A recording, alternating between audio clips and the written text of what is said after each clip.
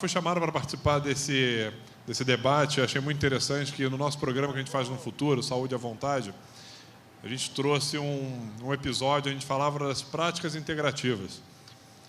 Eu, como médico, eu sempre foquei a minha atenção, obviamente, para as doenças, ou seja, no meu caso, cirurgião plástico, para as cirurgias e saber definir exatamente o tratamento que seria melhor para cada paciente.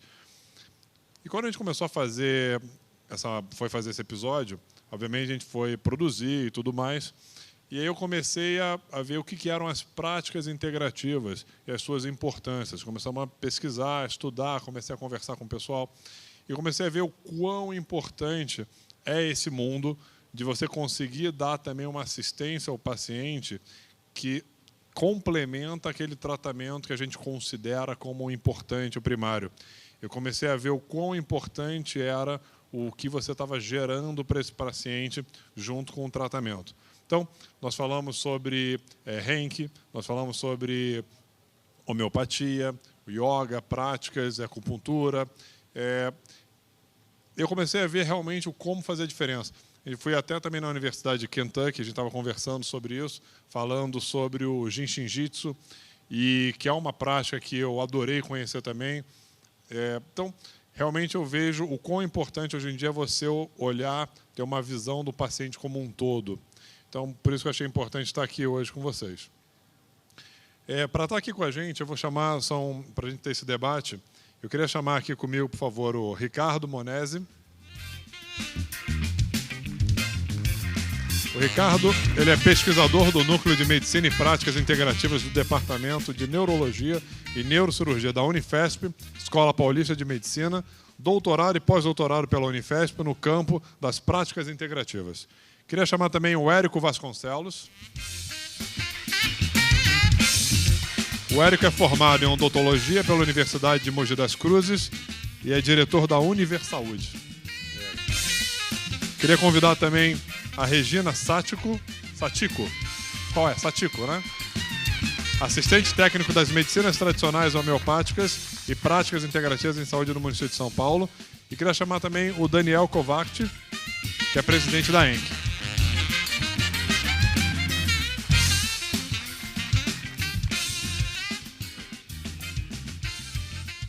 Bom, a gente vai começar quem vai começar é o Ricardo, né? Então vamos lá, Ricardo. Boa tarde.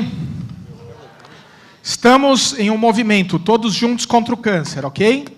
Então vamos dar uma boa tarde para acordar o mundo em relação a esta causa. Boa tarde. Boa tarde. Muito bem, muito obrigado. Obrigado por estarem aqui e dizer que é um prazer enorme poder participar desse painel com todas essas pessoas, agradecer a AMK, agradecer na pessoa do Daniel essa oportunidade de estar aqui com vocês e falar um pouquinho sobre a nossa temática de hoje. Como é que nós chegamos aqui, nesse universo de práticas integrativas e complementares em saúde? Primeiro, que se deixe claro que não estamos aqui falando de misticismo, de magia, de esoterismo, de bruxaria, ou que qualquer um dos membros desta dileta mesa saia daqui flutuando. Eu não posso flutuar porque eu tenho sobre mim o peso do meu jaleco de professor, de uma universidade, do tamanho da Universidade Federal de São Paulo, onde eu desempenho pesquisas, e também o peso que se tem em se tratar de um tema tão controverso, mas ao mesmo tempo tão mágico, e de tanta importância para o nosso paciente. O paciente de oncologia, o paciente que tem câncer e que merece ter a possibilidade de, como o Guilherme falou, ter os seus tratamentos complementados por estas práticas. Então, vamos começar por onde? Vamos começar olhando esta figura que nos remete o caminho aonde estamos. Aonde estamos? Nós estamos em uma estrada sabemos de onde viemos, mas não sabemos para onde vamos. Sabemos que existe um pouco de sol, mas também existe um pouco de sombra. Depende de como você enxerga o caminho. Mas nós sabemos que é um caminho a ser trilhado e que, na verdade, ele exige coragem. Por quê? Porque esta pergunta, junto com tantas outras, se constituem perguntas extremamente difíceis. Qual o nosso caminho? Quantas perguntas difíceis surgem ao redor da nossa vida? De onde nós viemos? Aqui alguns vão responder, do coffee break. Mas você já parou para pensar na sua posição aqui? Para onde nós vamos? Um mundo que a cada dia envelhece. E envelhece com tecnologia. E uma tecnologia que não busca apenas o avanço na distribuição da informação, mas busca, sobretudo, qualidade de vida. Quem somos nós? O que nós queremos? Nós queremos ir além de um paradigma que foi forjado há séculos. Um paradigma que simplesmente se preocupava com a questão da cura. Um paradigma que ele vem sendo desgastado com o tempo e, infelizmente, vem derrubando a pretensão de que tudo sabemos e que tudo podemos curar. Um paradigma que se preocupava mais com as questões fisiológicas e mais com a doença, e menos com quem? Com o nosso paciente. Com a pessoa que está atrás da mesa naquele momento. Mas nós devemos nos lembrar que, talvez, amanhã quem esteja atrás da mesa, sejamos nós. Que tal descolarmos a nossa pretensa arrogância de tudo sabermos e pensarmos em um ser humano de uma maneira mais integral? Um ser humano constituído não apenas pela armadura biológica, mas pelo subjetivo, pelas suas emoções, pelas suas sensações. Que tal pensarmos num ser humano que se integra aos outros seres humanos e se integra ao ambiente? Que tal se nós pensarmos em um ser humano que traz dentro de si uma espiritualidade inata?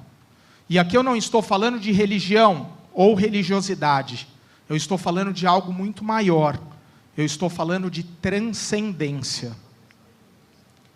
Que tal se nós pensarmos diferente e pensarmos maior? Mas será que esse pensar maior é fácil? Será que no nosso mundo atual é muito tranquilo buscar este ser saudável que a Organização Mundial de Saúde nos propõe a partir da década de 90, quando se estabelece esse novo modelo de cuidado integral ao ser humano, observando-se as características biológicas, psicológicas, sociais e até espirituais dos indivíduos? Vamos pensar, vivemos um surto de obesidade. Por quê? Porque comemos bem? Comemos bem?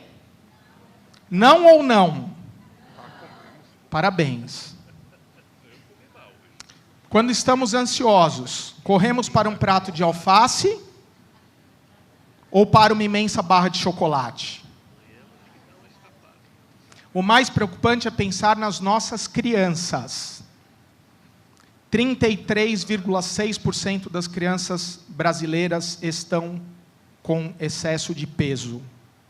Vivemos uma crise de obesidade. Crianças com 2, 3 anos de idade, tomando medicamentos que os adultos sedentários tomavam.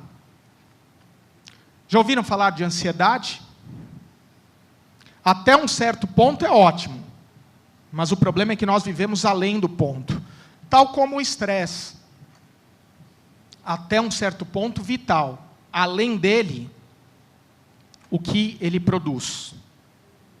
Doença. Alguém já se sentiu assim, aqui? Um musgo plantado em algum lugar? Alguém que simplesmente esperava o passar do tempo e o derrocar das horas? Alguém que, vestido por pantufas do apego à tranquilidade de um mundo onde eu posso simplesmente ser um paciente e esperar e aceitar prontamente a minha doença? Ou será que nós podemos pensar em um novo paradigma onde nós queremos ser a bolinha diferente? Onde no meio de tanta gente triste, aonde no meio de tanta gente que reclama sobre tudo e sobre todos, nós damos um sorriso, mesmo tendo uma doença crônica, uma doença tão grave e tão agressiva quanto o câncer. Nós sabemos que um paciente com câncer, quando está sobre um estado determinado de humor, ele pode ter o progresso da sua doença acelerado ou desacelerado. Você quer essa mudança? Que mudança é essa? É uma mudança que requer ver que existem outras intervenções que fazem com que o ser humano ele esteja no centro, com que o ser humano seja respeitado em sua individualidade, que leve-se em conta suas características, não apenas da fadiga dos órgãos que levam ao adoecimento, mas que, sobretudo, tratem ele de maneira integral e mais humanizada. E dessa maneira, nós começamos a pensar que o grande H.G. Wells estava certíssimo quando falava que o final de nossas explorações será voltar ao lugar onde começamos e enxergar esse lugar como se fosse visto pela primeira vez. É o ponto onde nós começamos a perceber que a sabedoria oriental contida nas agulhas pode aliviar as dores. É o ponto onde nós vemos que vovó estava certa ao falar que comer legumes pode nos fazer bem. É o ponto aonde nós vemos que as mãos podem trazer um alívio muito grande. Quem aqui já não pediu uma mãozinha para alguém? É o ponto aonde você vê que a vida tem colorido. É o ponto onde você vê que existe sim espaço para que nós possamos, num determinado tempo, meditar e pensar sobre a vida, sobre nossas ações, sobre nossos compromissos. É o ponto onde você vê o poder das ervas. É o ponto mesmo até onde o mais sutil, aquilo que milesimamente é diluído, pode trazer efeito, como no caso da medicação homeopática. É o caso onde você vê o estado alterado de consciência produzindo uma nova consciência. É o caso onde você vê que os cheiros têm um poder maravilhoso. Todo mundo aqui deve se lembrar daquele cheiro de café da vovó. Se você não se lembra, faça um café e veja o quanto aquele cheiro e o cheiro das pessoas lhe faziam bem. É o ponto onde você vê outras sabedorias, outros sistemas complexos, outras racionalidades, como a Ayurveda e o próprio sistema do Yoga, trazem de benefício ao ser humano. Nós estamos falando do quê? Estamos falando das chamadas práticas integrativas e complementares em saúde, que atualmente no Brasil nós chamamos carinhosamente e de uma maneira muito íntima, de Pix. Como é que eu vim parar aqui em 10 segundos? Tive uma crise de depressão na adolescência. Quem me salvou? Um tal de Reiki. Eu aceitei uma mãozinha do destino. E fiz todo um percurso dentro da minha jornada em cima de práticas integrativas. Um mestrado na Faculdade de Medicina da USP, uma casa extremamente rígida, onde eu demonstrei, num mestrado aprovado, com 10 e louvor, que a aplicação de Reiki em animais com tumores poderia fazer com que esses animais não apenas tivessem uma sobrevida maior, mas que as células de defesa desses animais eram mais hábeis em olhar e destruir esses tumores. No doutorado, eu vim trabalhar com Reiki em humanos, lá na Escola Paulista de Medicina, na Universidade Federal de São Paulo. E o que nós vimos? Nós vimos idosos que eram devastados, pelo estresse e pelas comorbidades, que eles tinham uma chance de não apenas sobreviver, mas voltar a viver, com benefícios fisiológicos, com benefícios psicológicos, com benefícios sociais, com benefícios à sua espiritualidade. Porque nós não acreditamos apenas na cura, nós acreditamos sobretudo na prevenção e na promoção de saúde integral. No pós-doutorado, eu fiz uma ponte entre uma técnica que inclui meditação e também o Reiki. E nós vemos o quê?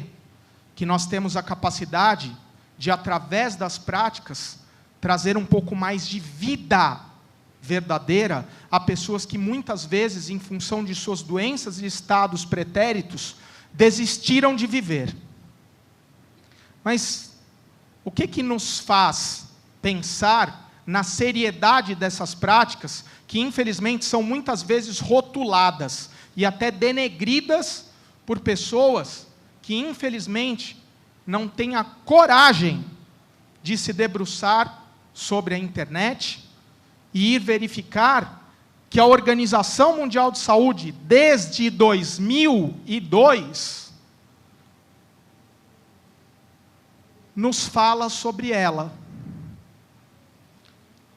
Ela chama de Pix? Não, chama de medicina tradicional.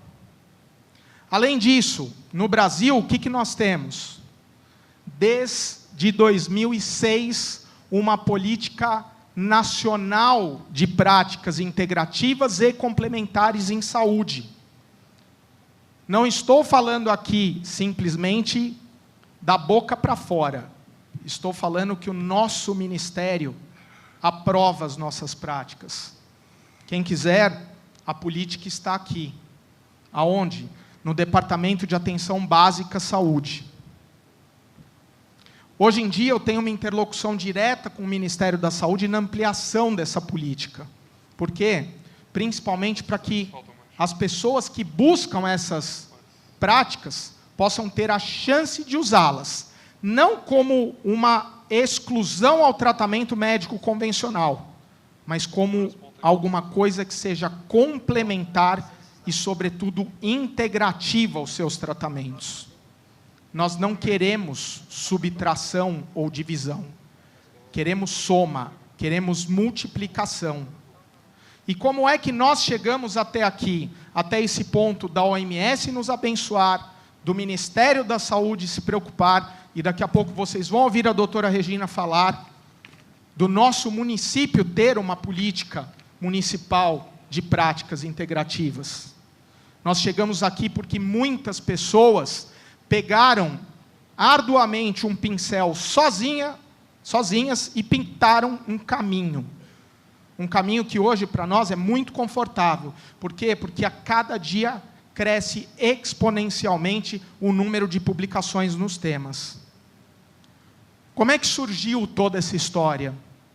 Em 1989, os Estados Unidos, extremamente interessados no crescimento dessas chamadas práticas não convencionais, ele abriu um escritório, um office de medicina alternativa. Era uma sala de 8x4, com 2 computadores e 3 pessoas.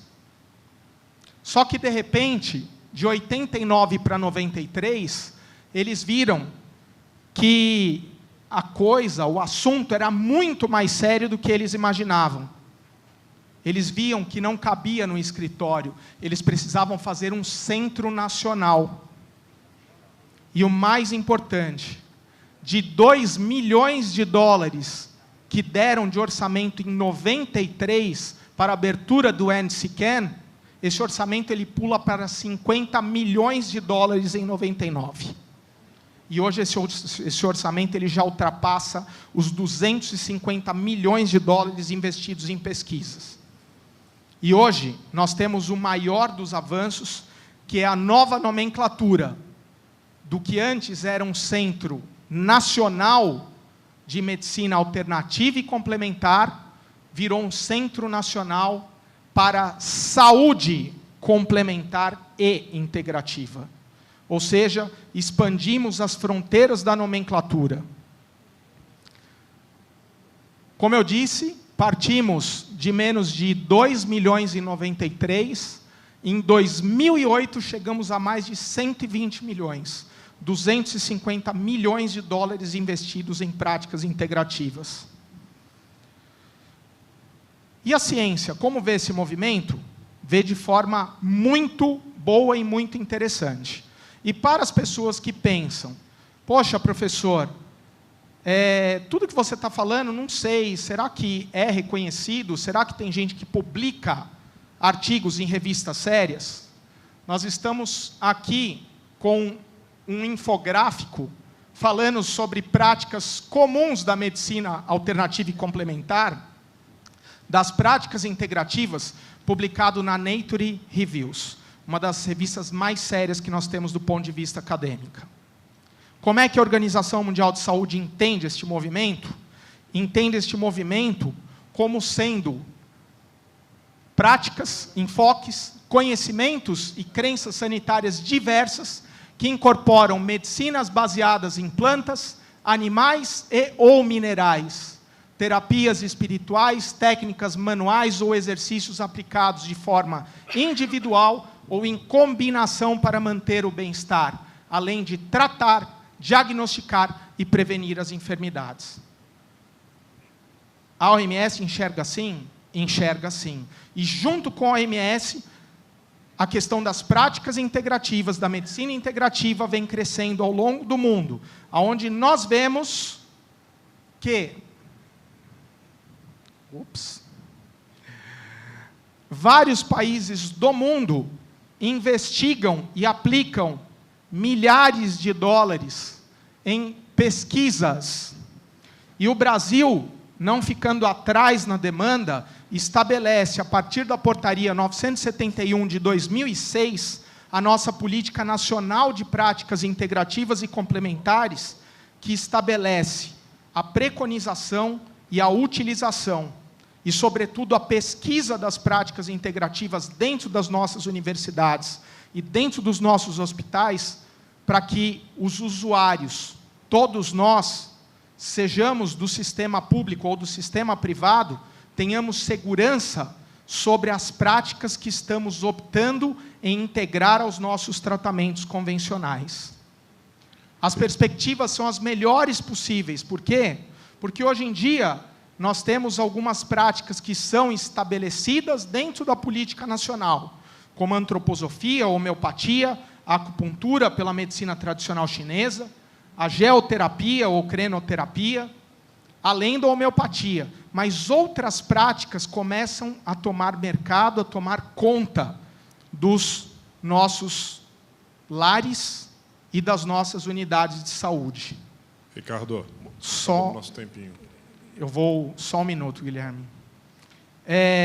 Desculpa, gente, vocês querem que eu continue 2 minutos ou eu paro? Pode falar mais alto, por favor? Continuo? Tá bom, obrigado. Locais que desenvolvem atendimento, pesquisa e ensino em PICs no mundo. Grandes hospitais como Mayo Clinic, John Hopkins, Massachusetts General Hospital, Memorial Sloan Kettering Cancer Center, MD Anderson e essa faculdadezinha aqui, vocês já ouviram falar dela? Harvard, Stanford, Universidade de Nova York, Universidade de Toronto, Universidade de Yale, Universidade de Cambridge, Northampton, Universidade de Barcelona, Coimbra, e até em lugares onde nós não pensamos que possa existir pesquisa com práticas integrativas. Universidade de Tromsø, na Noruega, e Universidade de Helsinki, na Finlândia. Além da Universidade de Kerala, que conduz os maiores estudos com yoga, e a Universidade de Tóquio. No Brasil, nós temos grandes hospitais de referência que trabalham com atendimentos em práticas integrativas diversas, como o Hospital Sírio-Libanês, o Hospital Albert Einstein, indo para a questão do ensino, pesquisa e atendimento. A Universidade de São Paulo, a Universidade Federal de São Paulo, de onde eu venho, além da Unicamp, da Faculdade de Medicina de Botucatu, Federal de Minas, e aqui também, com muito prazer, eu trago o símbolo da Universidade de Taubaté, a Faculdade de Medicina de Taubaté. Por quê? Porque neste sábado, esses 20 jovens foram iniciados em Reiki, para quê? Para formar um ambulatório de atendimento à população. Estamos falando aqui não de pessoas que simplesmente querem ajudar, estudantes de diferentes cursos de graduação que querem fazer diferente. Médicos, psicólogos, nutricionistas, temos quase todos os alunos de graduação aqui. A estrada ainda deve ser percrustada e não devemos, de maneira alguma, nos furtarmos ou sermos silenciados em nossa palavra quando abordamos este assunto. Principalmente por quê? Porque muitos querem nos calar, mas a voz, ela vem de longe, trazendo uma nova perspectiva de cuidado. E para os mais céticos, eu trago e encerro esta fala com a Declaração de Veneza, da Unesco de 86, que já falava que o conhecimento científico, devido ao seu próprio movimento interno, chega aos limites em que pode começar o diálogo com outras formas de conhecimento. Nesse sentido, e reconhecendo as diferenças fundamentais entre a ciência e a tradição, constatamos não a sua oposição, mas, sobretudo, a sua complementaridade. Como eu disse, não queremos subtração ou divisão. Queremos soma, queremos multiplicação. O encontro inesperado e enriquecedor entre a ciência e as diferentes tradições do mundo permite pensar no aparecimento de uma nova visão da humanidade, até mesmo num novo racionalismo que poderia levar a uma nova perspectiva metafísica. Uma nova perspectiva de cuidar, baseada na integralidade do ser humano. Um sonho alimentado por muitos dos nossos ancestrais. O sonho do cuidado pleno. E aqui eu deixo para vocês o recado final. Um dia me falaram que depressão não tinha cura e nem tinha tratamento, e que era uma comorbidade terrível de todo paciente oncológico. Um dia me falaram que mãos não poderiam trazer alívio. Um dia me falaram que eu não poderia estudar o que eu venho estudando há mais de 20 anos. Um dia me falaram que essas práticas nunca chegariam a um congresso científico. E estamos aqui reunidos. Um dia, minha filha me perguntou: papai, será que eu posso pegar o sol? Diante de tudo que eu vivi, a única resposta foi: vá em frente. Seja feliz. Seja integral. Muito obrigado.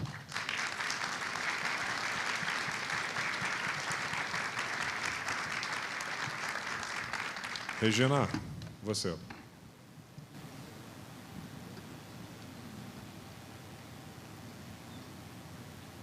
Boa tarde a todos. Agradeço o convite para estar participando desse honroso congresso, terceiro congresso, Todos Juntos contra o Câncer.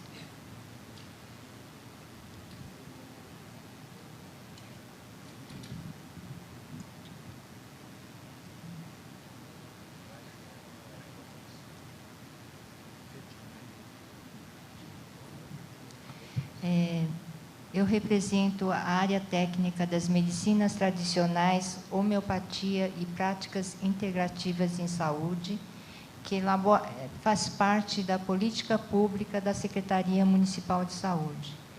Ela elabora e promove diretrizes para juntos trabalharmos com outros setores da atenção básica.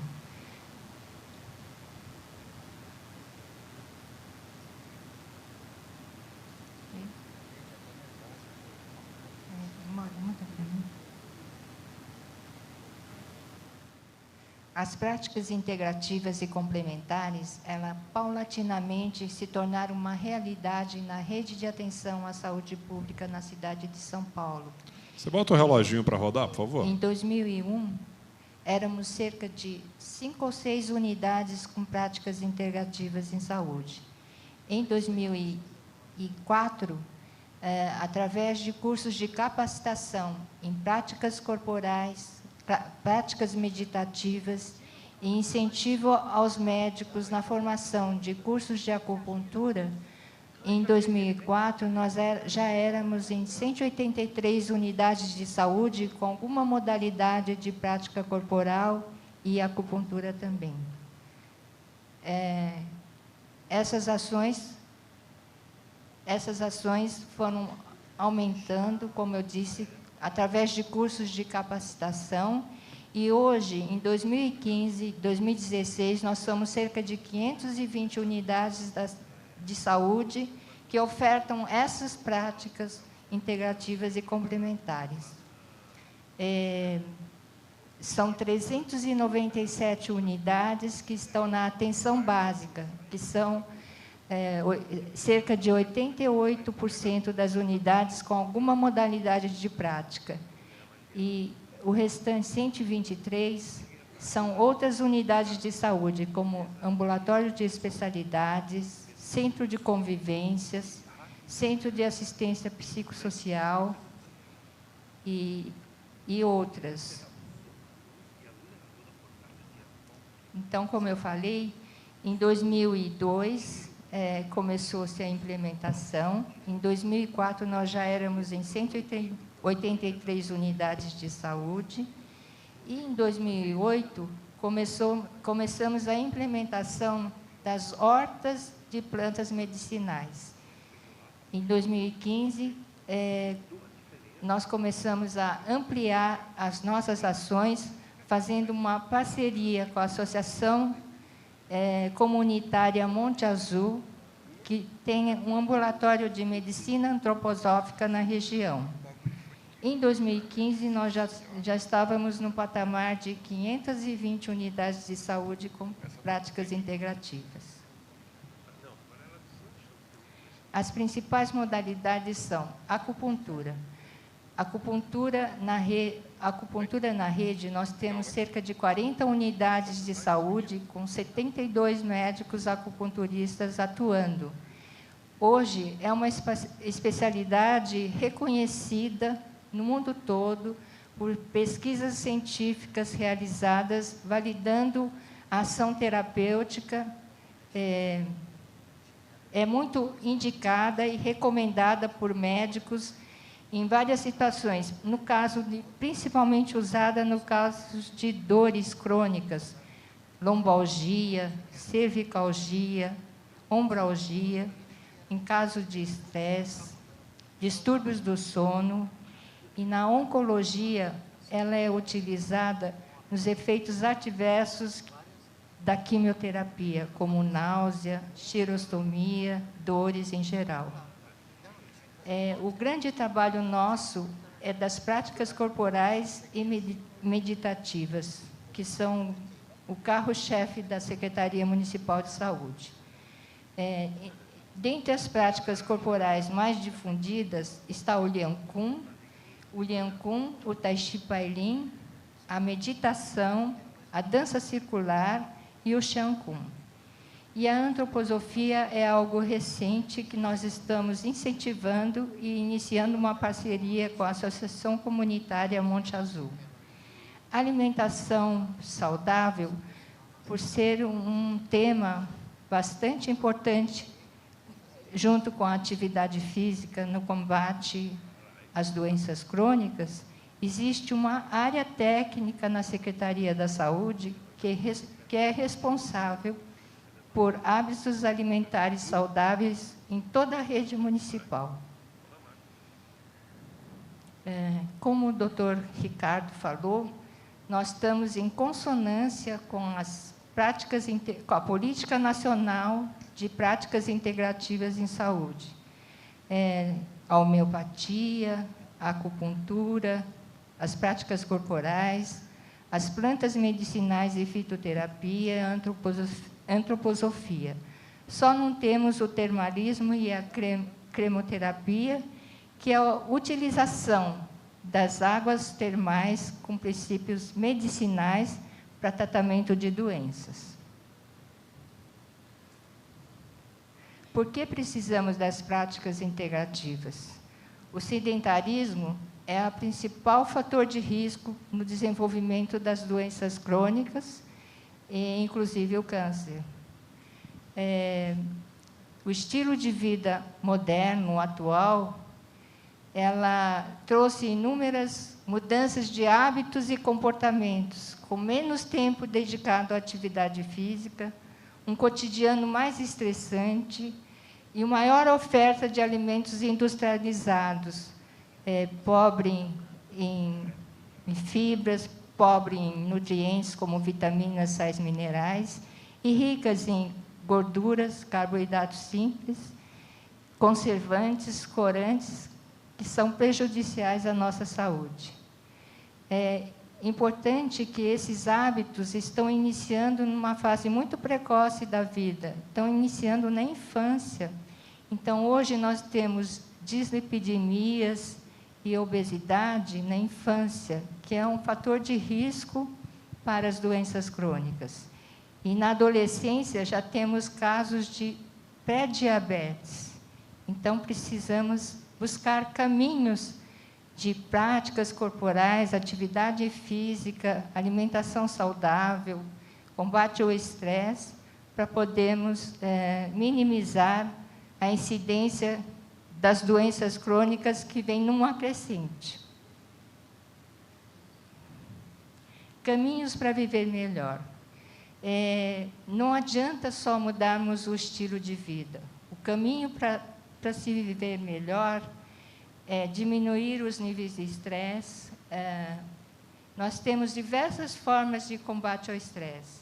Pode ser uma prática corporal, uma prática meditativa, uma atividade esportiva, o canto, as artes, a pintura, a leitura, a jardinagem. Todos são caminhos para a gente poder vencer o estresse. As práticas corporais e meditativas das medicinas tradicionais, elas promovem uma convivência social prazerosa, então, uma verdadeira produção social em saúde, pois ela tem capilaridade até o extremo leste da nossa cidade e extremo sul da nossa cidade. Então, Guaianazes, Cidade Tiradentes, São Mateus, Parelheiros, nós encontramos alguma unidade básica que faz essas práticas corporais. Além disso, temos que ter atenção especial a sentimentos de depressão, que é comum, hoje, é uma das terceiras causas de procura por nossos serviços. Cultivar a fé e a espiritualidade, o sofrimento de cada um, o que ele vive é daquela pessoa. Então, precisamos encontrar caminhos para a superação. E a fé e a religiosidade é um caminho que nos ajuda a vencer esse mal, que é a depressão, a tristeza, síndrome do pânico, distúrbios da saúde mental. No município de São Paulo, na saúde mental, nós disponibilizamos 150 milhões de comprimidos ano entre ansiolíticos, antidepressivos, antipsicóticos. Então, é preciso buscar caminhos para minimizar o uso excessivo desses medicamentos. O que move as pessoas envolvidas com as práticas integrativas? A descoberta de que é possível outros modos de praticar e adquirir mais saúde. As pessoas que praticam as práticas corporais e meditativas, elas sentem um benefício em si mesma e querem repassar esse bem-estar para outras pessoas. Hoje, são cerca de 1.000 trabalhadores da saúde desenvolvendo essas práticas no município, entre agentes comunitários, fisioterapeutas, terapeutas ocupacionais, enfermeiros, assistentes sociais. Toda a categoria profissional da saúde dedica 1 ou 2 horas por semana da sua carga horária de trabalho para desenvolver essas práticas com os usuários. Como eu falei, o Lian Kun está presente em mais de 200 unidades de saúde. O Lian Kun é uma prática corporal chinesa para o alívio das dores osteomioarticulares. O Tai Chi Pai Lin está presente em cerca de 100 unidades de saúde. O Tai Chi Pai Lin é a busca da paz interior, da serenidade. Pai Lin quer dizer 100 anos. Então, é um caminho para longevidade e de uma vida saudável. A próxima prática mais difundida é o Shan Kun também, que é uma prática corporal chinesa, mais alegre, com movimentos mais repetitivos e imitando coreografias de danças infantis. Por isso, muitas crianças gostam dessa prática. E a meditação é uma prática universal. No mundo todo, hoje está sendo muito utilizado na medicina, pelos empresários. Por quê? Ela não é uma simples prática que promove o relaxamento. Vai muito além de um relaxamento. Ela faz com que a gente tome consciência e fortalece as nossas emoções positivas, como bondade, generosidade, companheirismo, compaixão. Então, é uma prática muito benéfica para pacientes com câncer, para proporcionar bem-estar e qualidade de vida.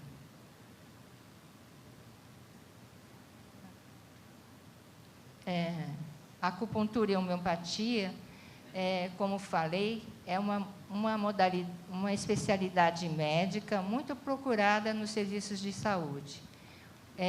Recentemente, nós tivemos um concurso e de 40 vagas, 29 médicos acupunturistas assumiram o trabalho, ampliando a oferta desse recurso para a população.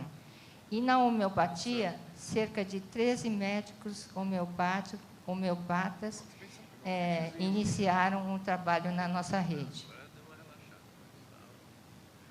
Um dos canais mais favoráveis para a integração intersetorial são as práticas integrativas e complementares em saúde. Elas estreitam as relações com outros setores, como a Secretaria da Educação, da Cultura, do Esporte, do Verde e do Meio Ambiente. Aqui estamos numa escola municipal, onde um agente de promoção ambiental ensina às crianças o cultivo de hortas de hortaliças, incentivando a alimentação saudável, o cuidado com o solo, com a água. Então, o modelo de saúde, o repertório das práticas integrativas descende de uma história milenar que demorou séculos para chegar até nós, mas persiste até os dias de hoje. Então, uma cultura tradicional, milenar, persiste até os dias de hoje é porque é algo absolutamente sustentável. Sem a integração entre as práticas integrativas e a medicina ocidental moderna, não será possível a renovação das estratégias para melhorar o SUS, acolher, humanizar, produzir saúde e prevenir doenças. Portanto, no SUS, ainda mais no campo da atenção primária à saúde, é preciso incorporar e difundir essas práticas, uma vez que promovem a saúde e a integração com outros saberes. Muito obrigada. Em seguida, eu vou passar um vídeo do perfil dos nossos usuários fazendo as práticas corporais. O silêncio na sala, o leve soar do sino. Um ambiente de paz e leveza, em que o principal foco é você e o seu bem-estar. Aqui, até as horas passam mais devagar. A meditação faz bem para o corpo e para a mente. A meditação, eu não diria que ela só não paga a conta. Eu diria que ela serve para tudo. Mas ela ajuda você a pagar as contas, você a ter calma. A meditação é uma coisa, é só praticando que você poderá saber colher os benefícios, porque ela atua para cada pessoa de forma diferente. Outra prática que também ajuda no equilíbrio do corpo e da mente é o Tai Chi Pai Lin, uma arte chinesa que significa centenas de anos. E é justamente isso que a prática tem como objetivo, a longevidade com saúde. Em 2010 eu tive um problema muito sério de saúde, com diagnóstico imediato para fazer uma cirurgia. Então eu me dedicava assim, cerca de 4 horas por dia fazendo Tai Chi, com bastante atenção. E depois de cerca de uns 10, 15 dias eu voltei a fazer a ultrassonografia e aí não foi mais detectado o problema que eu tinha, que era a indicação da cirurgia. Além do Tai Chi Pai Lin, as práticas milenares orientais também incluem outras atividades, como a acupuntura. O tratamento consiste em finas agulhas que são colocadas em pontos estratégicos do corpo, o que ajuda a relaxar e melhorar o problema local. Outra prática chinesa é o Tai Chi Chuan, que também é oferecida para a população gratuitamente. Uma atividade de conhecer o próprio corpo que só traz benefícios para a saúde. A parte respiratória, a cardiovascular, digestivo, melhora muito em sentido de órgãos internos. Então tem muito benefício. Se for enumerar, tem muito benefícios para a saúde. Então hoje o Tai Chi Chuan é visto como parte terapêutica. E se você pensa que as práticas integrativas só envolvem silêncio e calmaria, as danças circulares estão aí para te mostrar o contrário. Escravos de Jó jogavam caxangá. Esse trabalho é maravilhoso, porque assim, primeiro que ele respeita o limite de cada um, que isso é muito importante. E segundo, que ele também utiliza as nossas potencialidades. Então, a gente pode se desenvolver nessa parte humana, nessa parte de autoestima, que às vezes as doenças vêm por problema de autoestima. E durante a dança, um objeto chama a atenção no meio do círculo. Mas para que ele serve? No centro do círculo, principalmente porque a roda tende a sair do lugar. Então, nós colocamos algumas coisas bonitas, dependendo, um lenço, uma flor. No parque, a gente procura folhas secas para marcar o centro. Além de ser uma forma de diversão, as danças circulares fazem a gente movimentar todo o corpo, lembrar dos tempos de infância e ainda fazer amigos. Músicas e movimentos que trazem novas mensagens a cada encontro. Temas de paz, temas de gratidão, esses temas, né, de alegria, tudo. E tudo isso fortalece, né? Fortalece a presença da pessoa naquele momento. Toda segunda, quarta e sexta, logo às 7 horas da manhã, esse pessoal se reúne na UBS Vila Constância, que fica na zona leste de São Paulo. Eles praticam o Lian Kong, que é também uma prática milenar oriental. Aqui, cada movimento é voltado para uma parte do corpo, uma atividade que previne e trata as dores. Eu nem sentava na cama, hoje eu faço minha comida, hoje eu ponho roupa na máquina, eu tiro a roupa, ponho no varal e graças a Deus estou aqui bem, graças a Deus. No final, chega a hora da dança, o momento de mexer todo o corpo e se divertir. Uma salva de palmas para a saúde.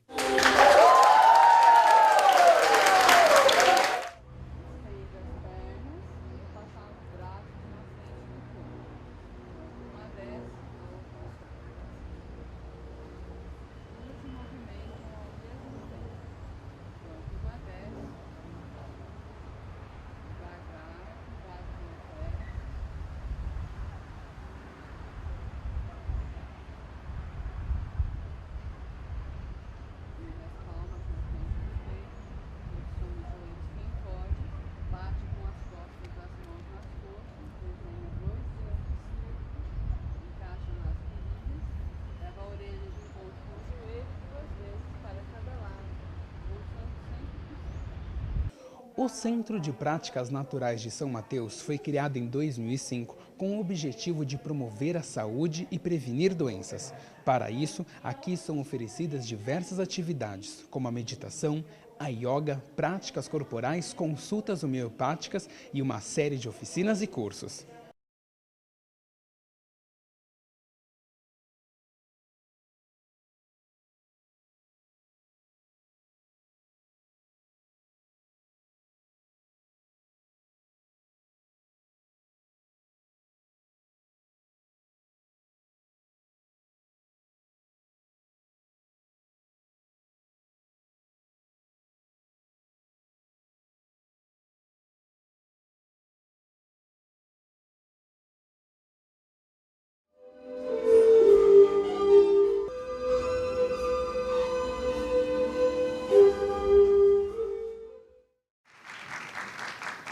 Daniel.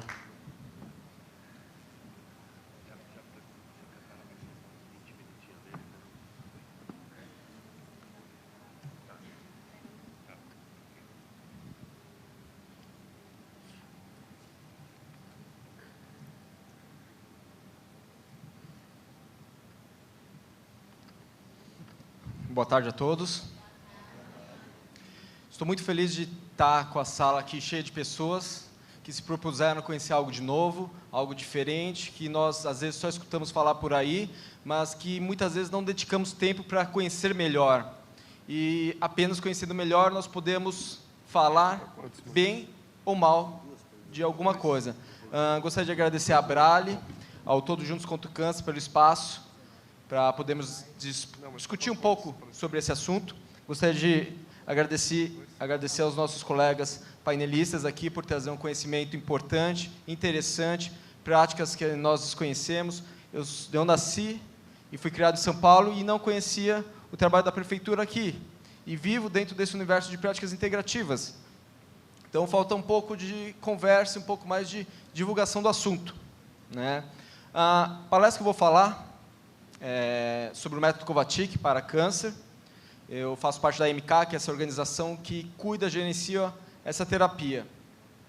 Essa palestra não foi feita para agradar as pessoas, e nem tem um pouco foi feito para provocar, mas sim para falar de uma verdade difícil. Todas as mudanças grandes que tiveram na humanidade, que levaram a humanidade para um futuro melhor, não foram aceitas de começo. Muitas foram criticadas, algumas ridicularizadas por muito tempo. E a sociedade só se foi beneficiar delas muito tempo depois. Às vezes, só foi se beneficiar depois de muitas décadas. Pois não é fácil quebrar paradigmas. É muito difícil mudar coisas que já estão consolidadas em nossa sociedade, conhecimentos já consolidados. E com o método Kovačić para câncer não é diferente. Quando poderíamos imaginar que uma terapia simples, natural e gratuita pode, sim, de forma eficaz, erradicar o câncer? Sim. É difícil conceber, mas é fácil visualizar para quem deseja ver, abrir os olhos e ver. Enquanto não aceitarem esta verdade, as pessoas vão continuar a morrer, como as estatísticas mostram. Segundo a Organização Mundial da Saúde, a cada 10 pessoas com diagnóstico de câncer, 6 vão falecer dessa doença. E ao contrário do que nós imaginamos, esse número não está melhorando. Ele está piorando e cada vez mais. De 8,2 milhões de mortes em 2012, vamos pular para 17 milhões em 2030, segundo a Organização Mundial da Saúde. E pelo outro lado, se nós vamos ver as práticas existentes hoje, o seu custo está disparando cada vez mais. Alguém tem ideia de quanto custa o câncer por ano no mundo? Tem algum chute? Algum chute? Chuta alto, bem alto. Quanto? 8 milhões? Não. É estimado que em 2018, daqui 2 anos, o custo do câncer no mundo vai ser de 5,5 trilhões de reais. Você consegue imaginar o que é 1 trilhão de reais? E esse custo também só sobe. Só que daí nós temos um pequeno problema. A mortalidade aumentando, custo de tratamento aumentando. As coisas não estão fechando, né? Como tem um pouco tempo, são apenas 20 minutos para poder falar sobre um assunto tão complexo, eu vou passar rapidamente pela teoria do método Kovačić. Vou falar rápido também, peço desculpa para vocês, mas se não falar rápido, não dá para falar tudo. E vou para o ponto principal dessa palestra. Qual é o ponto principal? Por que as pessoas ainda hoje morrem de câncer, sendo que a origem e a cura para essa doença já foi descoberta há 60 anos atrás? Dentro do método Kovačić, nós temos apenas uma origem para o câncer, que é quando o organismo vivo se expõe à vibração nociva que vem dos veios de água contaminada no subsolo. O que eu quero dizer com isso? Quando a água lá embaixo dos lençóis freáticos se contamina com fezes, simples assim, fezes nas águas, essa água passa a ter uma vibração nociva e o organismo vivo que se expõe a essa vibração por longo período de tempo vai adoecer de câncer. No caso do ser humano, o período médio de exposição é 2 anos. E os principais locais de exposição é cama, cadeira de sofá, cadeira de trabalho, locais que nós ficamos parados em relação ao solo por muito tempo no dia e muito tempo em anos. O segundo ponto, que é extremamente importante dentro do método Kovačić, e também é uma polêmica muito grande, é que para nós o tumor não é a doença. Como assim? Se o tumor não é a doença, o que é o câncer? Nós entendemos que câncer é um agente que fica próximo à região do coração e do baço, e que se manifesta normalmente na parte mais frágil do organismo. Se você pega as mulheres, por que a doença é frequente nos órgãos reprodutores e mama? Porque é a parte mais sensível. Por que a leucemia é tão frequente em crianças? Começa em desenvolvimento, a medula está trabalhando muito, lá é a parte mais frágil. Homens, a próstata, e por aí se segue. A doença sempre origem lá, nas águas com fezes, a vibração, o agente e a doença. E nós usamos um sistema de captação de energia natural que faz o quê? Tirar a vitalidade do agente, permitindo o quê? Que o corpo volte a funcionar normalmente, depois de tirar a vitalidade do agente, e o próprio corpo começa a reverter as manifestações da doença, combater essas manifestações, gerando a regeneração. E tudo depende, lógico, o resultado final, do órgão afetado e o dano já causado. Para sabermos o quê? Se o corpo tem capacidade de regenerar ou não. Se estamos falando, por exemplo, de um câncer que se manifestou na próstata, pele, mama, dentro do nosso ponto de vista, é algo simples. Por que simples? Não são órgãos vitais e tem uma capacidade de regeneração boa. O outro lado da moeda é quando a doença se manifesta onde? Pâncreas, pulmão, que são o quê? Órgãos vitais com uma capacidade limitada de regeneração e um outro tempo para conseguir alcançar essa regeneração. A teoria da terapia é sim isso, simples assim. E mais importante que a teoria é a prática. Afinal, o que todos nós estamos procurando aqui é o quê? É a cura, é a saúde. Por isso eu vou mostrar aqui alguns casos para evidenciar um pouco o resultado. Esse caso aqui é um homem de 68 anos, ele tinha um câncer de próstata.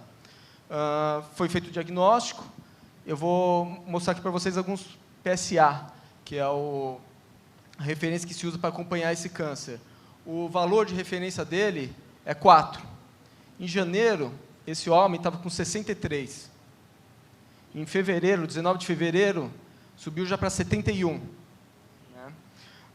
Ele começou a fazer o método Kovačić em fevereiro ainda. Esse paciente, ele não quis fazer o tratamento médico. O que é o tratamento médico? Cirurgia, uma quimio, uma radioterapia, depende do procedimento, algumas drogas diferentes. Ele quis fazer o quê? Quis fazer um pouco do Kovačić, aguardar algum resultado, para depois decidir o que fazer. Depois de... ficou um pouco encabalado aqui, mas depois de 1 mês e pouquinho, o PSA dele já tinha caído para menos de 10. Já com alguns meses a mais, em junho, já tinha caído para 2,88, já dentro da normalidade. Agora, em julho, 14 de julho, já estava em 2,04, mantendo a normalidade. Fora isso, que já é excelente, quando ele começou a Kovačić, ele tinha muita dor nas costas, muita dor nas pernas. E quando ele começou a fazer o Kovačić, na primeira sessão, fez. Quando voltou depois de 1 semana, já estava melhor. Quando completou 2 semanas, a dor tinha sumido por completo. Alguns dos benefícios do Kovačić, principalmente a curto prazo, é melhora na qualidade de vida da pessoa. Próximo caso, essa senhora, ela chama Ilma. Eu estou falando o nome dela aqui, porque ela autorizou, e não só autorizou, ela fez um videozinho para nós, para contar um pouco sua história. Ela teve câncer no pulmão, rim, fez todo o procedimento cirúrgico, químio, rádio, fez tudo que tinha. Depois a doença voltou nos 2 pulmões. Quando voltou, ela optou por não fazer nada. Ela optou por procurar algo diferente, encontrou um método Kovačić. Ela é uma paciente nossa que fez o tratamento em Orlando, nos Estados Unidos.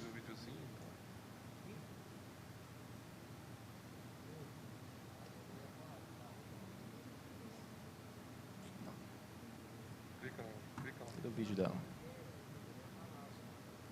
O vídeo está rolando aí? Só 1 minuto. Ah, 1 minuto? Ele está na própria PowerPoint, não sei se tem que acionar aí. Ele não está rodando. Ele não está rodando. Não está funcionando? Bom, peço desculpas, então, não vou acabar apresentando esse vídeo, mas logo mais eu vou pôr no YouTube, quem quiser pode assistir. Ela aqui, ela fala que ela é uma sobrevivente de câncer, que em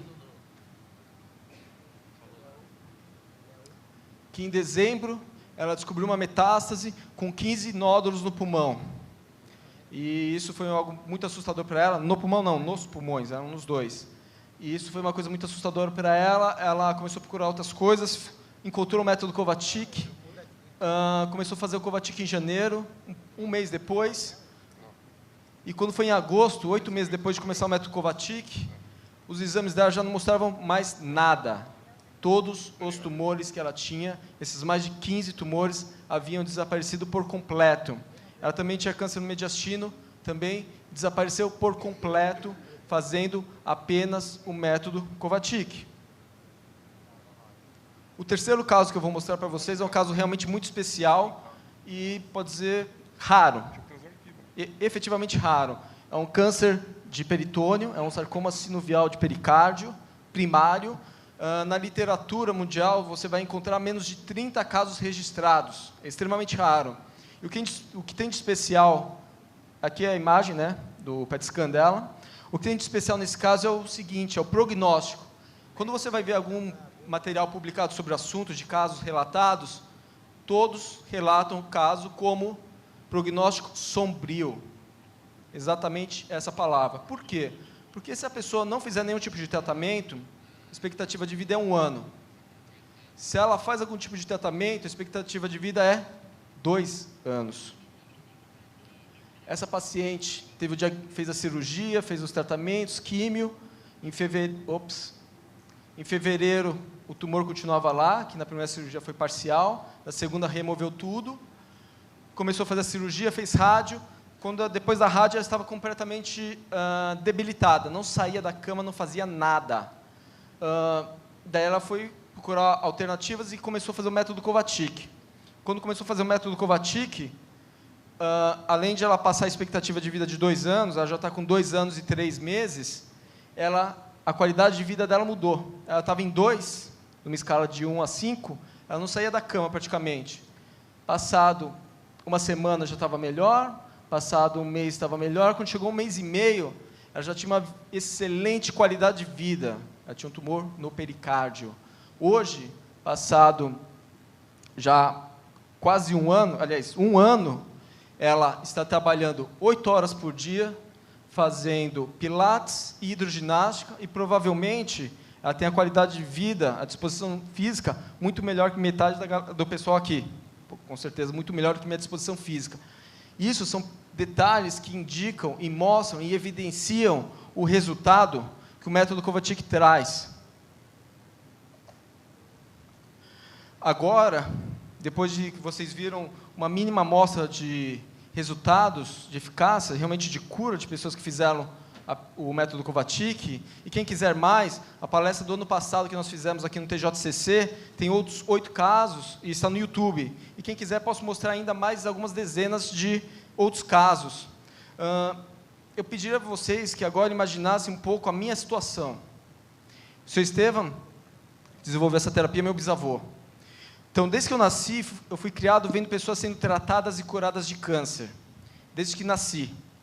Essa é uma realidade minha do câncer. Algo simples. Algo que eu nunca tive medo. Para mim, câncer sempre foi uma doença com cura. Mas quando cresci, comecei a ter uma vida fora da minha casa, comecei a perceber uma outra realidade, que não era a minha realidade, a realidade do mundo.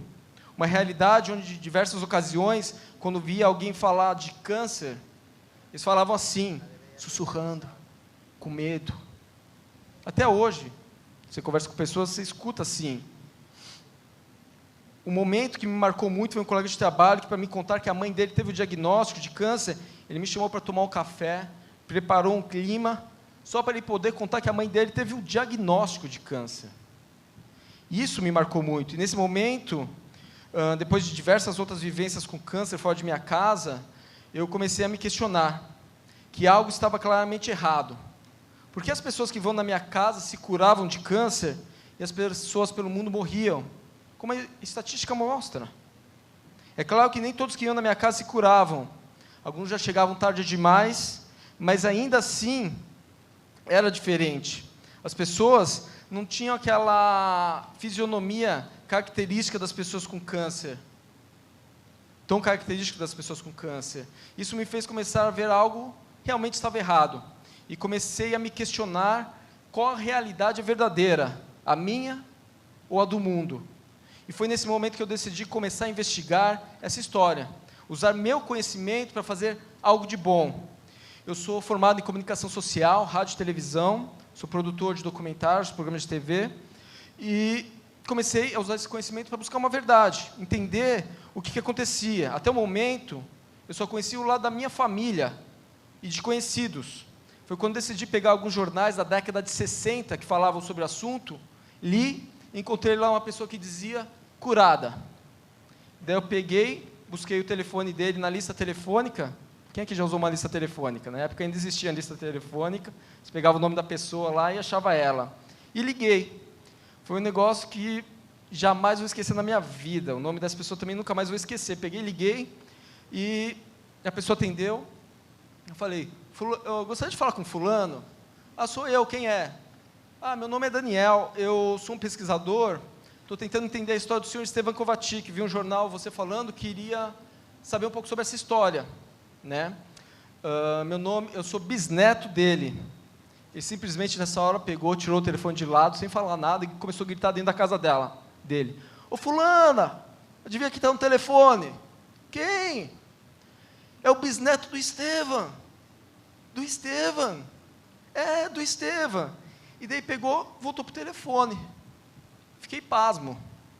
Por quê?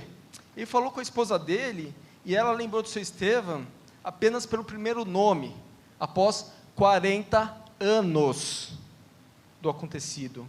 Ele não precisou dizer Estevam Kovačić, ou Estevam da terapia, ou a terapia de câncer que ele fez, apenas Estevam. Consegue imaginar isso? Isso me deu uma confiança inabalável. Depois disso, conheci outras histórias fascinantes de cura com o método Kovačić, e elas consolidaram minha confiança e me deram a motivação que eu precisava para levar isso à frente. E qual que era o próximo passo? era óbvio, realizar o sonho do Sr. Estevam de doar essa cura a toda a humanidade, através das autoridades competentes, com pleno conhecimento do público e de forma gratuita. Sim, o método Kovačić é gratuito e deve ser sempre. E, para minha surpresa, mais à frente, isso a gente está falando de 2005, é que a sua gratuidade seria o maior obstáculo a se vencer. Ainda é. Ninguém acredita que algo possa ser bom e gratuito ao mesmo tempo. Continuei.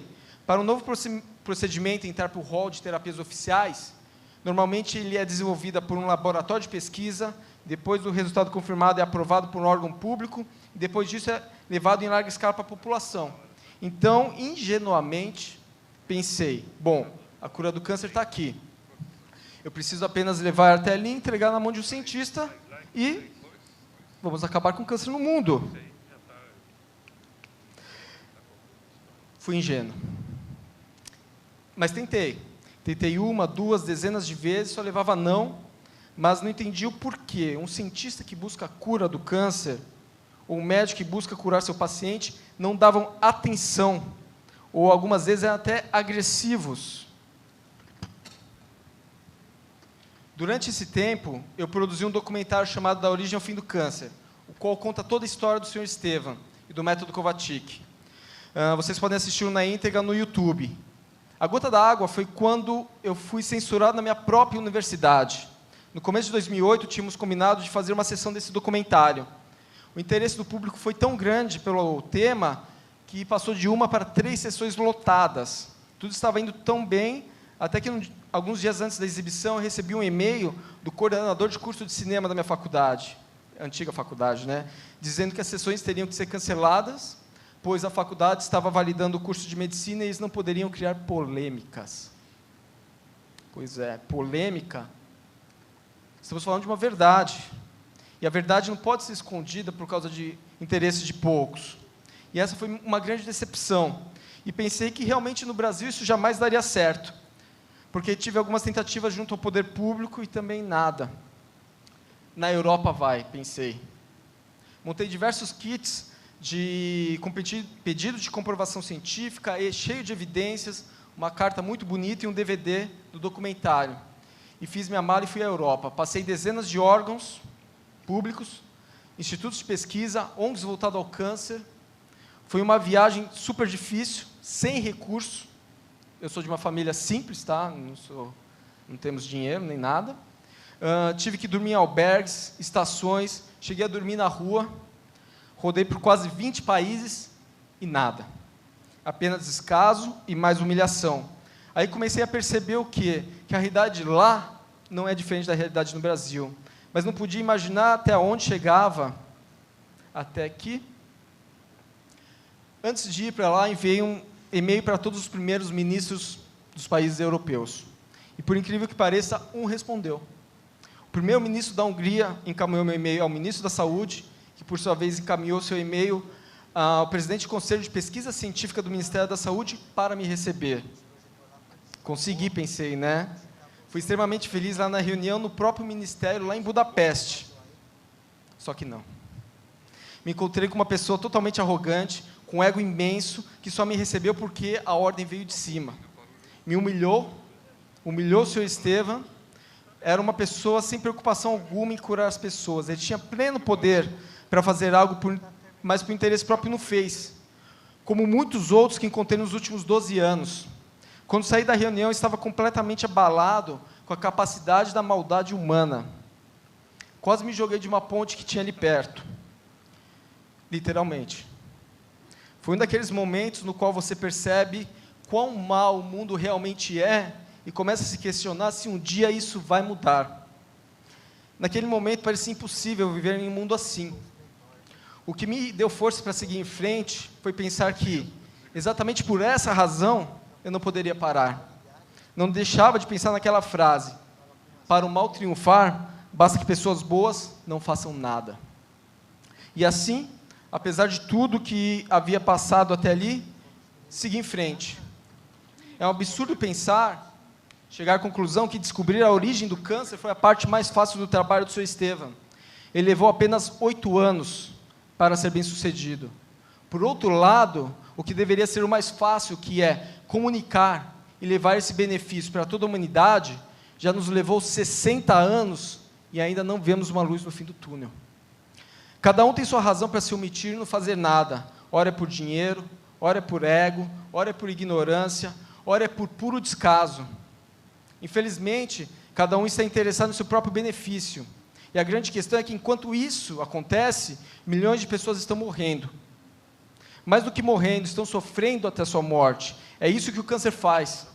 O câncer destrói famílias. Não é apenas o doente, mas toda a família vai junto com ele. O Jacinto Figueira Júnior, mais conhecido como Homem do Sapato Branco, levou o seu Estevão em um programa de TV dele chamado Fato em Foco, nos anos 60, para disseminar e pedir apoio dos órgãos públicos. O Sr. Estevão não ganhou esse apoio, e pelo contrário, ele acabou preso. Sim, ao invés de escutar o Sr. Estevão, que apresentou dezenas de pacientes curados no programa, decidiram simplesmente prendê-lo. Foi então que o governador do estado, o Sr. Adhemar de Barros, interferiu, evitando que o processo seguisse em frente, e ainda tentou que os estudos fossem conduzidos dentro do hospital público estadual. Sabe o que aconteceu? Nada. Ele sofreu uma pressão política tão forte que, como político, teve que desistir desse feito. 8 anos atrás, eu mesmo fui processado por charlatanismo. Você sabe o que é isso? Divulgar cura secreta ou infalível. Antes da primeira audiência do processo em si, o juiz me chamou na sua sala e, junto com o promotor, tentaram me coagir a assinar um acordo onde deveria parar completamente com a divulgação. Sim, a divulgação. O oferecimento da terapia nunca foi, ou na verdade, nunca pode ser legalmente questionado. Eu neguei. Pensei, vamos ao julgamento. Nada do que eu fiz está errado perante a lei. Então disse não. Em um determinado ponto, mais à frente, o juiz me disse: o senhor sabe que o senhor está sendo acusado de charlatanismo, que é divulgar cura secreta infalível. Eu virei para ele e falei: Kovacic não é nem infalível, muito menos secreto. Sabe o que ele falou? Não importa. Ou o senhor assina esse termo, ou o senhor vai sair daqui hoje preso. Eu vou ouvir todas as testemunhas que estão aí, mas eu já fiz a minha decisão. O senhor sai daqui hoje preso. Não importa a lei, isso foi um tremendo absurdo. Mas o que eu podia fazer? Não sou ninguém. Tive que assinar e por algum tempo tive que parar o trabalho, dando mais um revés no fim do câncer. Um absurdo sem fim. Mas recentemente conversei com um jornalista super conhecido que ia participar aqui do TJCC de 2014. Alguns meses antes do evento, mandei um e-mail, ele me ligou e conversamos. Enviei mais algum material e ficamos de conversar depois da Copa do Mundo, pois toda a atenção do Brasil estava focada na Copa do Mundo. Apesar de eu achar que isso não é uma coisa coerente, mas, enfim. Depois da Copa, fui falar com ele, mas me disse que vinha a eleição. Então, mais uma vez, tinha que esperar. Depois da eleição veio o quê? Natal. Nada acontece no Brasil até o Natal. Daniel, resume aí que a gente está com o tempo bem estourado. Já estou quase acabando aqui, um segundinho só. Depois disso veio o quê? Veio Ano Novo, Carnaval. Depois do Carnaval, só que o Brasil funciona. Chegou lá, não tinha mais nada grande para apresentar, para impedir, e simplesmente falou que não tinha mais interesse. Isso é um problema muito grande. Então, quer dizer, mais uma vez, nós fomos deixados para trás. Eu vou dar um pulo aqui na apresentação.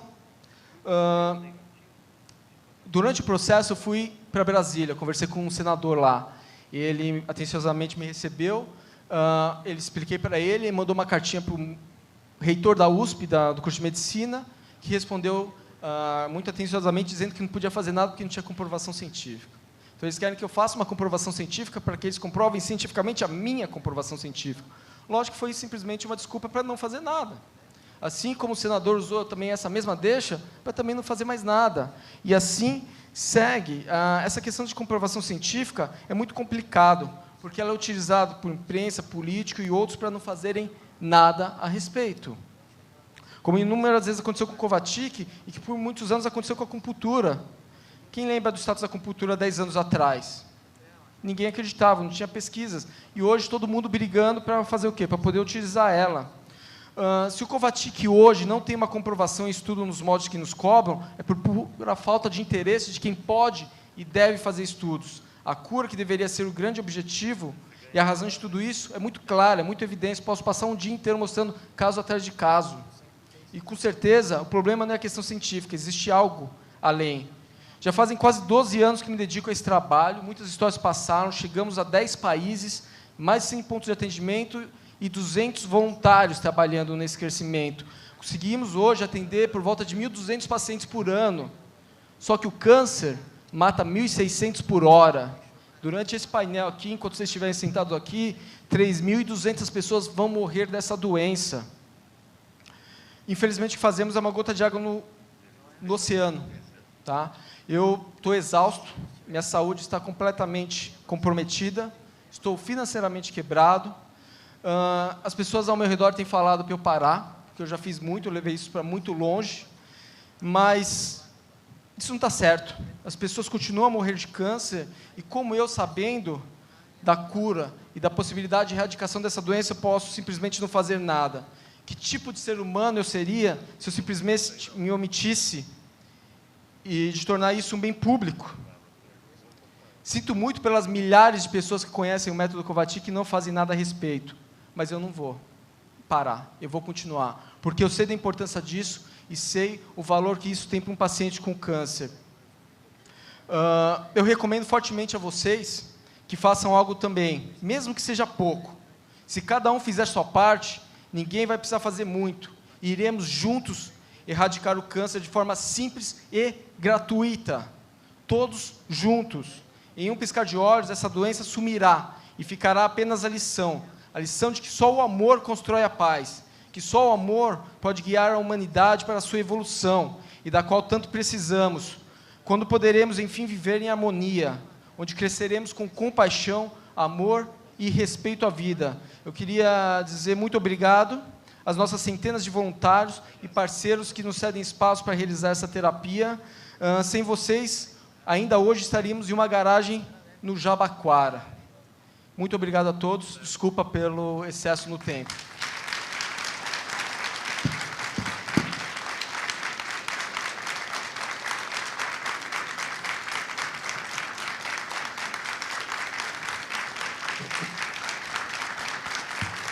Muito obrigado. Érico. Uau! Muito boa noite, já é boa noite. Prazer enorme estar aqui.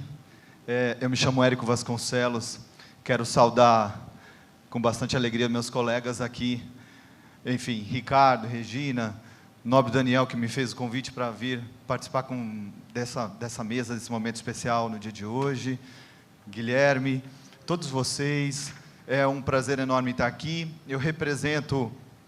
Eu sou hoje o fundador, diretor dessa organização que eu empreendi recentemente. Eu sou dentista de formação, vivi uma experiência de pouco mais de 5 anos na ponta molhando os dedos, e desde 2004, 2005 atuo com gestão de serviços de saúde, pegando emprestado um pouco das palavras do Daniel. Tem muito amor nisso aqui também, né? Para fazer gestão de SUS, a gente precisa ir um pouco contra tudo e todos. E daí vem um pouco do termo transcendência, né? Ir para além das possibilidades, capacidades, pensar em superação. Este é um dos motes que temos para o Sistema Único de Saúde do momento, né? No nosso momento atual. Eu sou fruto desse processo, né? Eu praticamente nasci como cirurgião dentista dentro do Sistema Único de Saúde, vivi uma experiência em consultório privado de pouco mais de 12 meses, quando foi que eu descobri que eu não serviria para viver naquilo, né? E tive a chance de conhecer o Saúde da Família na cidade de Sobral, no Ceará. Eu vivi uma das primeiras formações em saúde da família do país, que foi a Residência Multiprofissional em Saúde da Família da cidade de Sobral, né, a 230 quilômetros de Fortaleza, onde morei 3 anos e comecei a aprender boa parte do que eu transmito hoje para gestores e profissionais de saúde em relação a como se fazer Sistema Único de Saúde e saúde da família. Eu tenho um sonho, e esse sonho tem muito a ver com a oportunidade de oportunizar para as gerações seguintes, se não na minha própria geração, uma saúde pública de mais qualidade e de excelência. É isso que me move hoje, para estar aqui, sobretudo, inclusive. E eu me pergunto a todo instante quem somos nós nesse SUS que temos e o que fazer para transcender. Eu me recordo agora de uma fala de uma poetisa capixaba chamada Elisa Lucinda, em que ela dizia uma vez de que tempos difíceis existem para aperfeiçoar o aprendiz. E fico me remetendo a essa necessidade de um constante aperfeiçoamento para me tornar cada vez melhor, para compor com outras pessoas que tenham esse desejo de se aperfeiçoar e de promover dias melhores para a nossa nação, na medida em que esses tempos difíceis parecem intermináveis, não é mesmo? A gente vive hoje aspectos dos mais caóticos na gestão do SUS e da atenção básica, haja visto o que temos visto recentemente. A gente tem questões estruturais que perpassam a ideia de uma mera crise, né? Como aspectos ligados à condução política de uma pasta tão relevante como essa, né? E que demanda conhecimento técnico e experiência acumulada em serviço, sobretudo na forma de conduzir, de fazer gestão, que boa parte dessas pessoas que assumem estas pastas não se apropriaram dessas questões que consideramos elementares, né? Então, hoje, a gente tem vários desafios que nos remetem a essa constatação de que a saúde pública do nosso país ela é ineficiente, ela não dá conta das necessidades do povo, quiçá corresponder às suas expectativas. A gente precisa superar isso, a gente precisa ir além, a gente precisa transcender. Temos vários aspectos, tais como a judicialização, que hoje é um problema, abate boa parte dos gestores municipais e estaduais de saúde, enfim, o financiamento insuficiente é sempre um problema, mas eu sempre me remeto à ideia do que é que, dentro do que está da nossa governabilidade, o que é que eu posso fazer? O que é possível fazermos em favor de contribuir para dias melhores desse SUS? O que fazer para sair desse senso comum e transformar esse mundo que vivemos? É preciso que a gente, nação brasileira, sociedade brasileira, faça alguma coisa, se mobilize, né? Se engaje em favor dessa transformação, uma vez que o SUS, inclusive, vira motivo de chacota, é motivo de riso nas redes, nas mídias sociais, é aquilo que serve apenas aos desvalidos, na medida, e o que nos entristece, uma vez que o SUS é muito mais do que assistência, é muito mais do que a cura, né? O SUS, Sistema Único de Saúde, é conhecido desta forma pela perspectiva do hospital, da figura do médico, né? Notícias como essas que veiculam na imprensa. Imaginem vocês gestões municipais em que, num período de 3, 4 anos, ocorrem mudanças de 4, 5 secretários de saúde, os principais mandatários da pasta. Como é possível promover uma gestão de qualidade desta forma? O que você imagina que você vai encontrar numa gestão dessa? Bem, poderíamos imaginar aqui que talvez somente isso bastasse, mas quando a gente olha para fora, do portão para fora, quando a gente amplia o olhar para o nosso contexto, a gente observa boa parte do que os colegas aqui, que me antecederam, já disseram. A gente vive um período historicamente relevante na nossa nação, marcado por essa transição demográfica versus transição epidemiológica, na medida em que a gente tem uma quantidade cada vez maior de pessoas vivendo por mais tempo, né? E combinado ao aspecto de que este modo de vida também tem corroborado para que essas pessoas morram de outras formas, diferentes daquelas no passado, em especial marcadas por doenças infecciosas e parasitárias.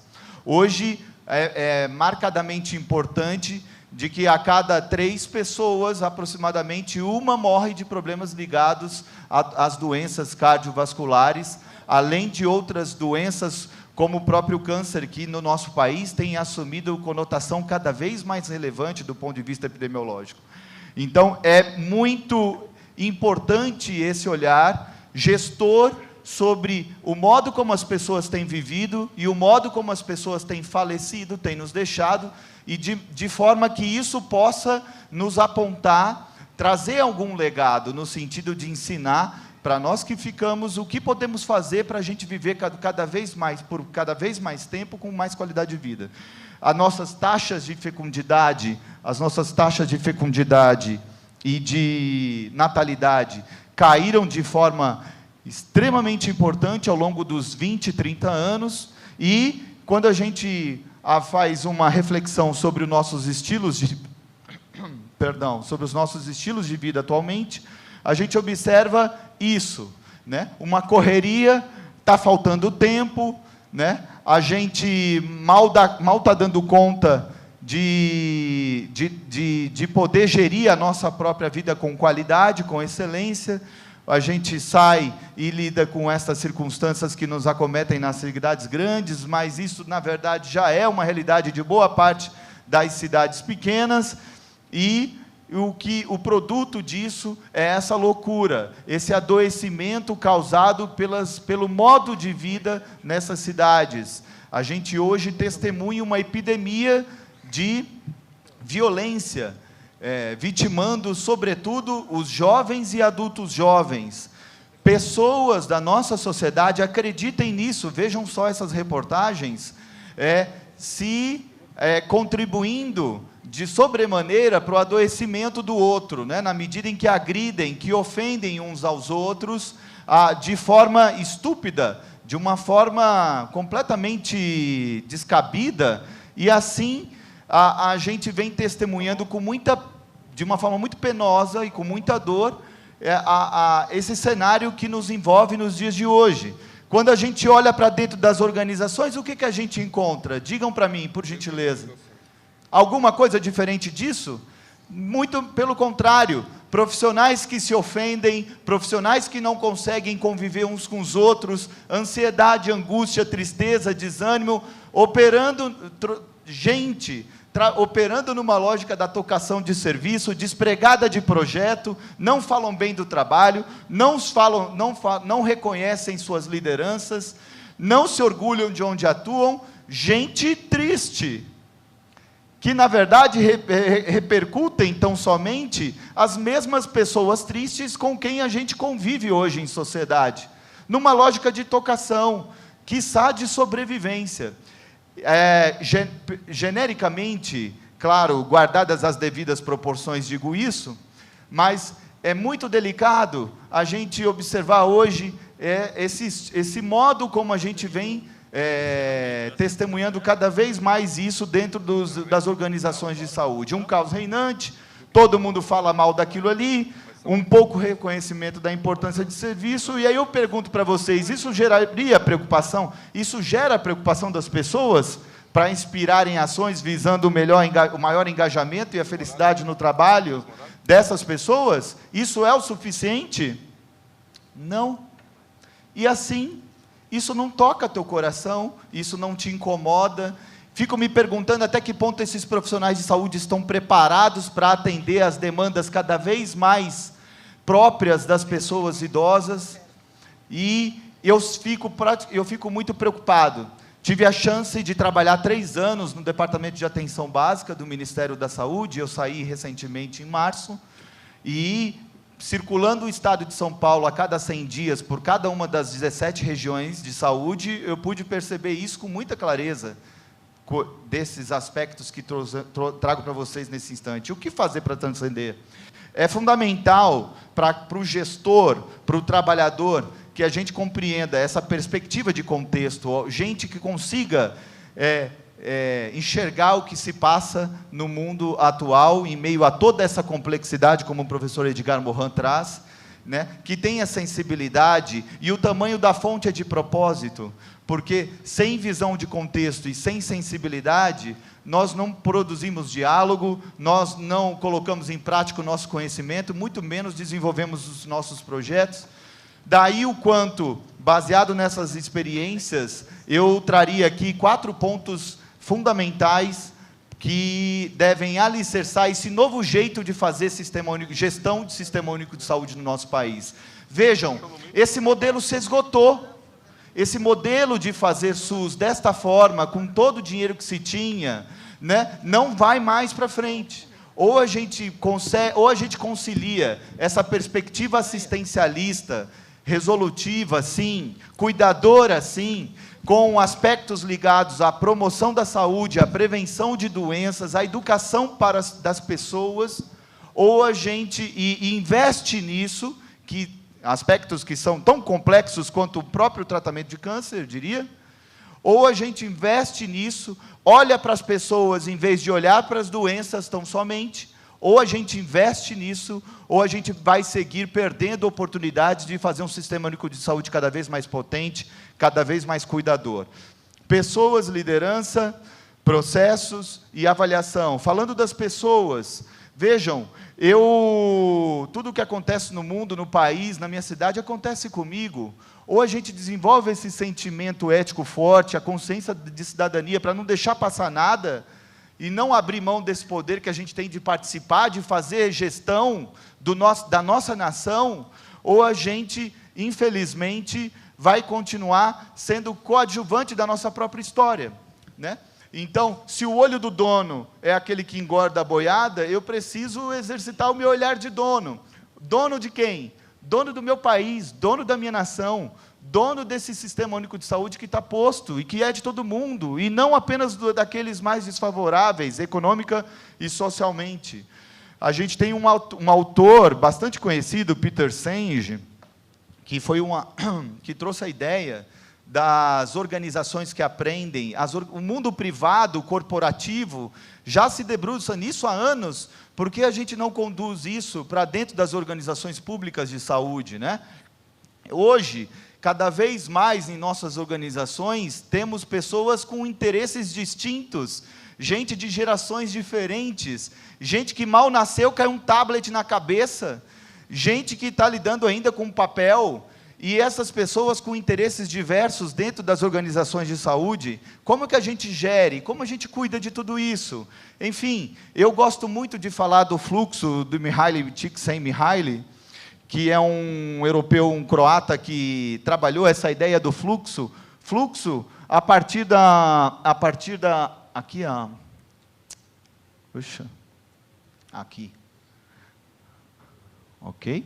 Aqui, o fluxo, estar em fluxo com a vida, é quando a gente cruza esses desafios com as nossas habilidades. Em que estágio você se encontra atualmente?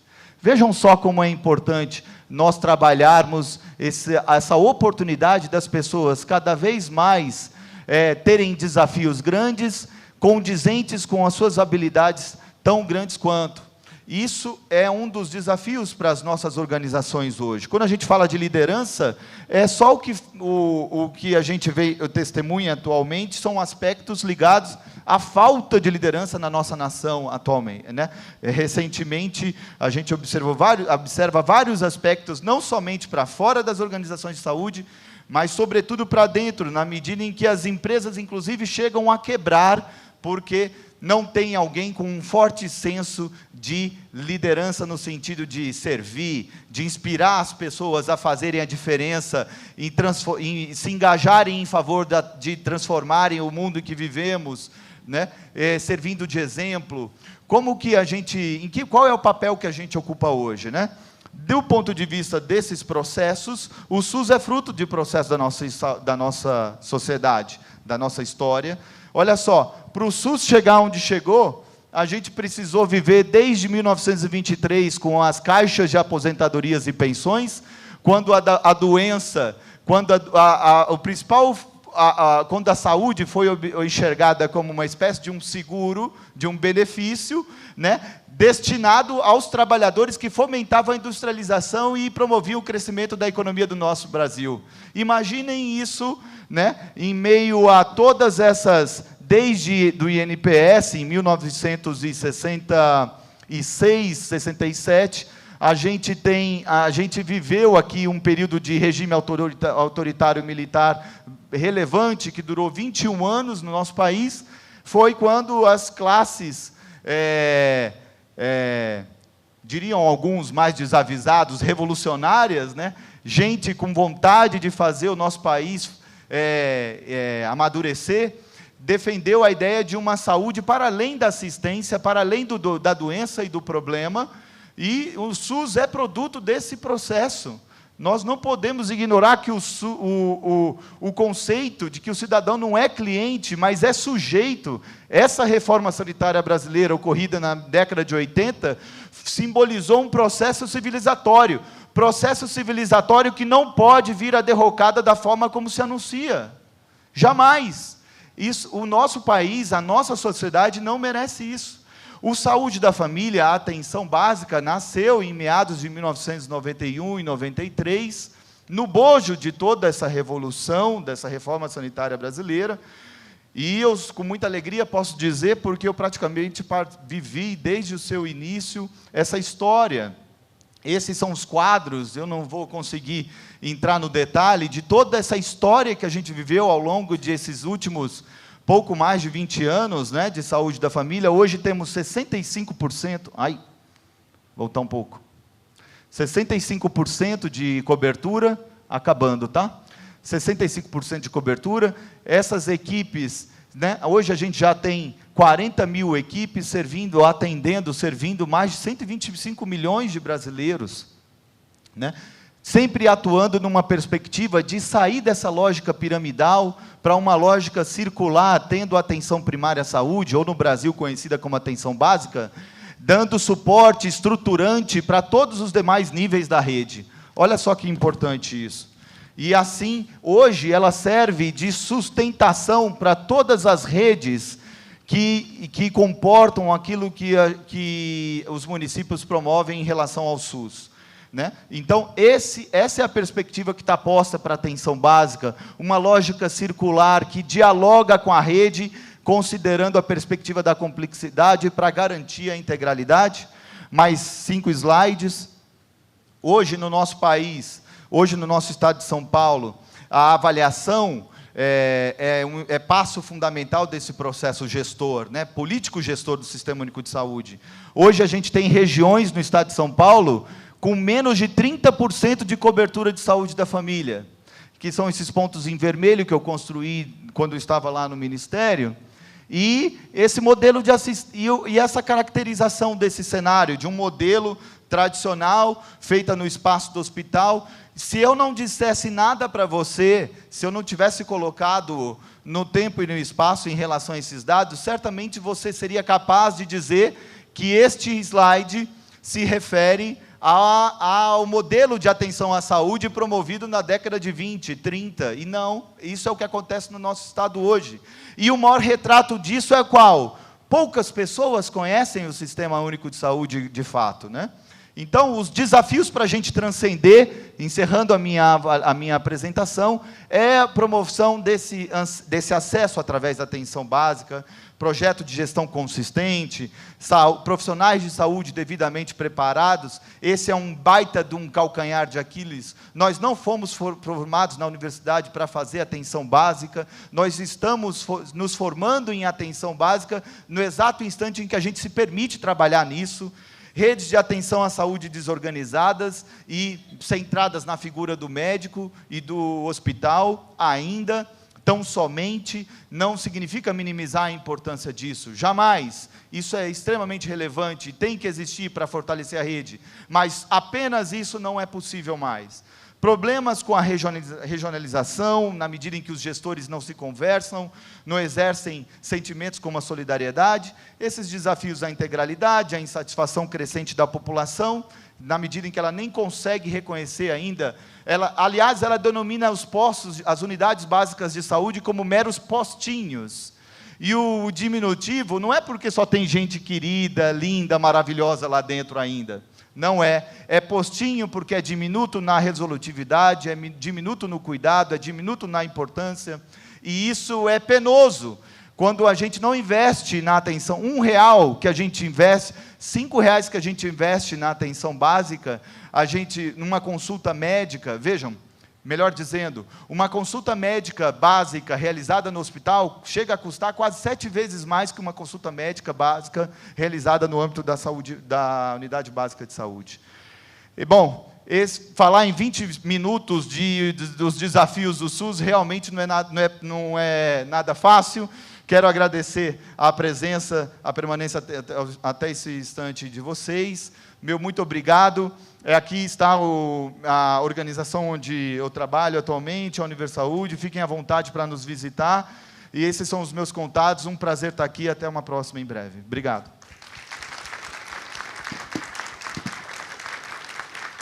A gente começa agora com as perguntas. A gente ficou com um tempo curto. Temos 8 minutinhos só para a pergunta. Eu começo já com uma pergunta que é para o Ricardo e para a Regina, que foi feita aqui pela Carmen Varela e pela Roberta Luz. Somos fisioterapeutas e acupunturistas do Ambulatório de Mastologia da Unifesp. Gostaríamos de saber quais profissionais de saúde atuam ou devem atuar na acupuntura, no seu ponto de vista. No município de São Paulo, apenas médicos estão fazendo acupuntura na rede. São 72 médicos fazendo acupuntura na rede. Outros profissionais ainda não estão atuando. Boa noite. De maneira rápida, uma das propostas da Política Nacional de Práticas Integrativas é que a gente saia do que o Érico tão bem falou, de uma cultura hospitalo-médico-cêntrico, que nós possamos dar oportunidades para vários tipos de formações para que possam atuar dentro do cuidado integral. Nós temos, hoje em dia, por exemplo, no ramo do Érico, que é a odontologia, cursos de homeopatia e acupuntura dentro da APCD. Então, de uma maneira bem rápida, para não atrasar o tempo, hoje em dia, infelizmente, nós temos uma realidade extremamente centralizadora. O que nós precisamos é quebrar paradigmas. Para isso que existem as políticas públicas, para isso que existem pessoas como o Érico, como a doutora Regina, como o Daniel, que estão trabalhando ativamente dentro do Ministério, dentro da população, para que nós possamos ter, não apenas terapeutas de diferentes formações, mas um SUS que abrigue, através de uma gestão participativa, de uma gestão estratégica, vários tipos de profissionais, inclusive pessoas que não são profissionais de saúde. Haja visto que nós temos um movimento crescente no Brasil, que é o movimento das benzedeiras e o movimento dos herveiros ou raizeiros. Mas, Ricardo, desculpa, eu vou te perguntar. No caso da palestra da dona Regina, ela fala de médicos só, como acupuntura. Minha pergunta é, atualmente, pela lei, quem pode fazer acupuntura? Pela lei, médicos, pois é um procedimento minimamente invasivo.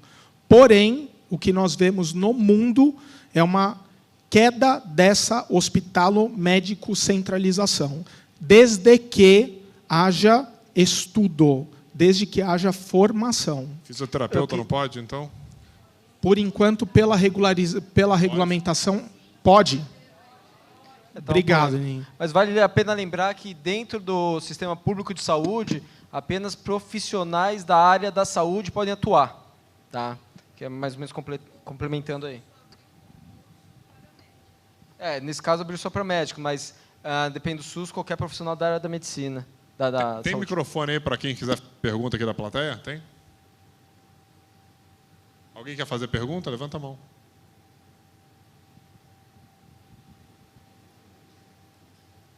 Posso fazer uma correção? Pode. Recentemente teve um treinamento promovido pelo Ministério da Saúde em auriculoacupuntura.